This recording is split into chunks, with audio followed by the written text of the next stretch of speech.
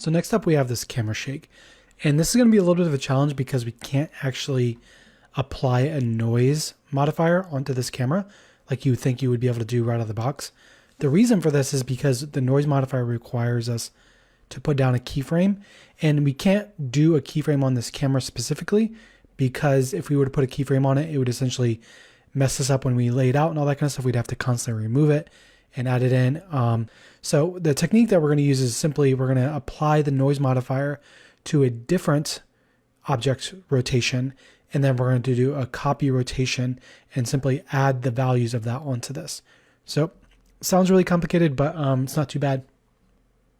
But basically we have here this cube, and this cube is going to have a little bit of a rotation on it, and this is what we're going to use to drive that camera essentially.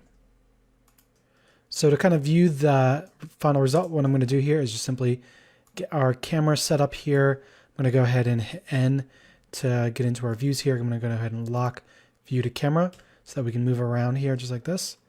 And I'm going to go ahead and go into render mode. And then from here, we'll just start setting up the camera. I'm going to set up a couple default settings really quick in our camera settings. I'm going to go to our focal length. We're going to want our focal length to be really, really long this time. This is typically just to make it look a little bit more believable. You know, if you were actually shooting this live footage, you couldn't really get that close to the jet. That'd be super dangerous. So typically you would shoot with a long lens on that. Next up we have our display right here. I'm going to go ahead and shut this off by just doing opacity all the way up. And we'll simply just frame this up like this just to see what this is going to look like. From here, we're going to just simply add in a cube. So I'll Shift A and then Mesh Cube.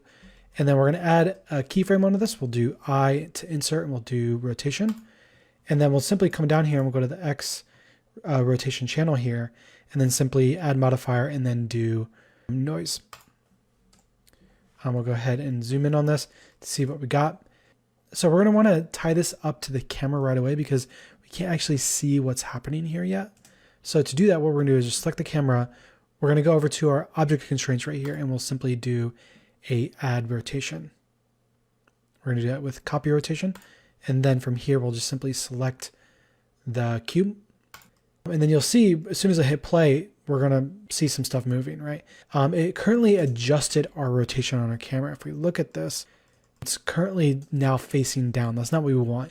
What we want to do is simply, instead of doing mix replace, we're going to do mix add. So it's adding values on top of our existing values. Now when I hit play, we'll see, okay, now we got some big camera shakes going. That's going to be way, way too much for us. So what we're going to do is we're going to go back to that cube. We're going to go to our modifiers over here. We're going to play with all this stuff right here. So we'll do something like scale, something like 3. So that's going to essentially widen that value. So this is before, and then this is after. So we're widening that value there. And then we're going to go something really low on the strength, something like 0.01.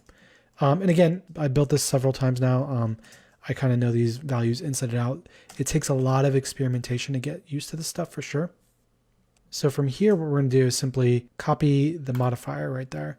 We're going to go over to our Y rotation right here, and we're going to do a paste. And then we're simply going to offset this so that the random value isn't on the same frame, essentially. And then we'll just do a little bit here. We'll do something like 0.002. That way, it's just a little bit that way, but not much. And then we'll do the same thing on Z. We'll go ahead and paste. I'll go ahead and offset this like this. And we'll go ahead and see what that looks like.